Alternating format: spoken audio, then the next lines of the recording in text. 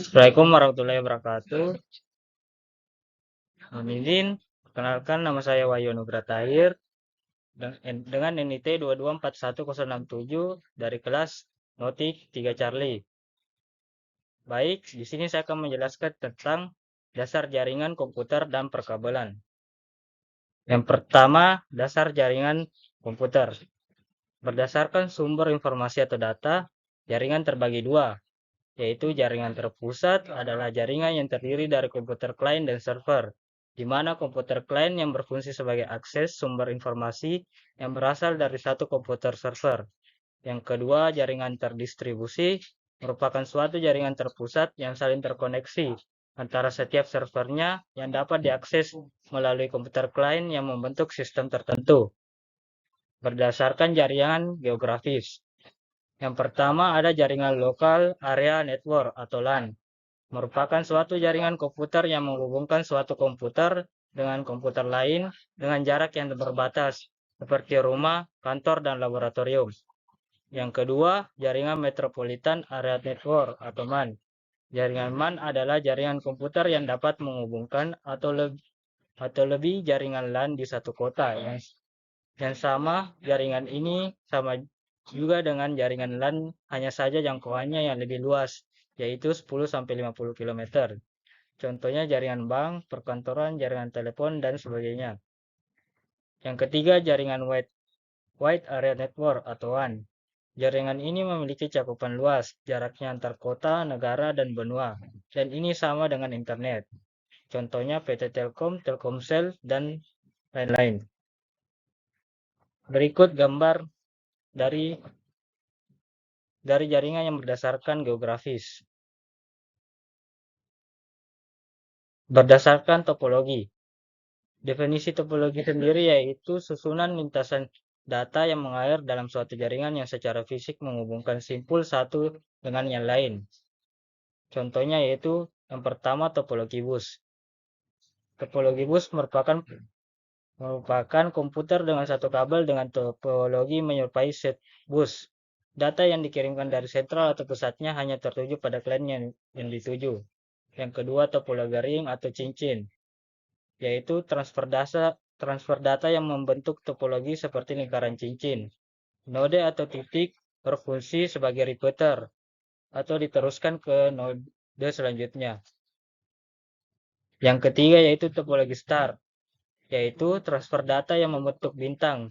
Setiap penghubung node atau titik menggunakan switch atau hub persimpangan sebagai penghubung keunggulan. Jika satu node mengirim data atau ke node lain, maka privasi tetap terjaga, tidak dapat dilihat oleh node lain.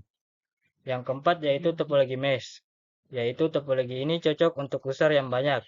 Biasa disebut topologi jala jika mengirim data, semua user dapat menerimanya dan terdapat kelemahan.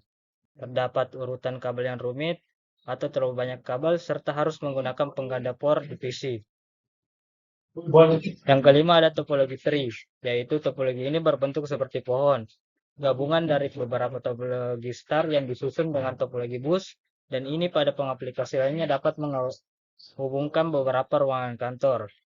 Yang keenam ada topologi hybrid, merupakan gabungan dari beberapa topologi yang dihubungkan menjadi sebuah jaringan.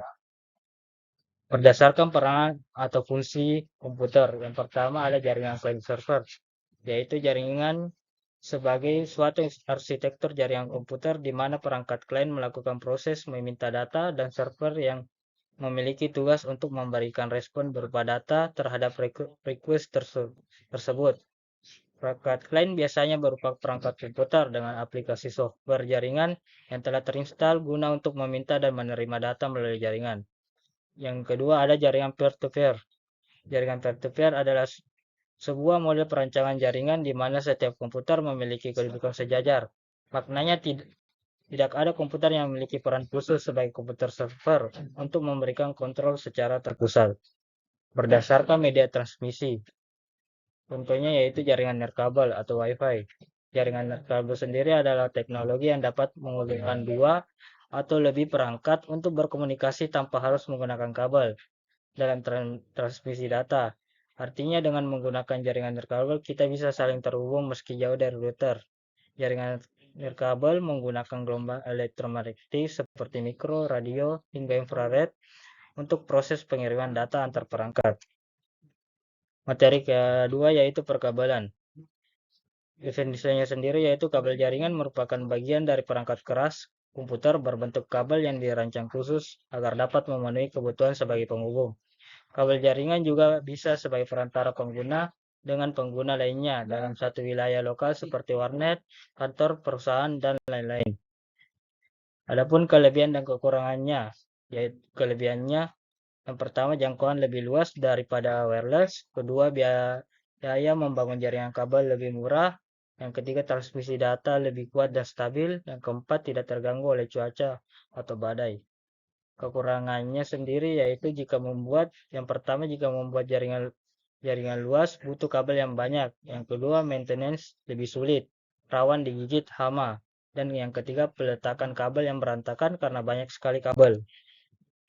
Adapun jenis-jenis kabel jaringan yang pertama yaitu kabel koaksial. Kabel koaksial sendiri merupakan kabel yang mempunyai dua konduktor, yakni Cooper pada bagian tengahnya atau pusat inti yang terbuat dari tembaga berstruktur keras dan dilapisi dengan isolator. Sementara konduktor kedua adalah yang melingkar pada bagian luar isolator pertama serta tertutup dengan isolator luar. Jenis kabel koaksial ini umumnya dipakai untuk topologi bus. Yang kedua, kabel UTP atau Unshielded Twist Pair.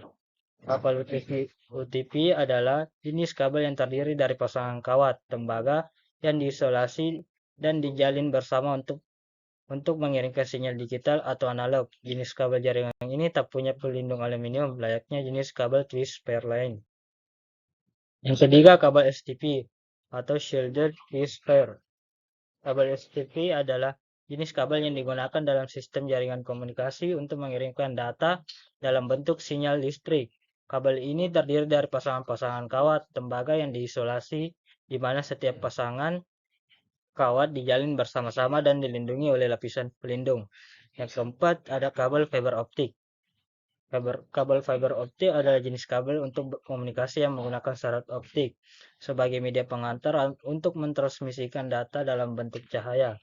Dibandingkan dengan kabel konvensional, kabel fiber optik memiliki kemampuan untuk mengirimkan data dengan kecepatan tinggi dan kapasitas yang lebih besar. Baik, itulah yang dapat saya sampaikan. Jika ada kesalahan mohon dimaafkan. Wabillahi taufiq walhidayah. Wassalamualaikum warahmatullahi wabarakatuh.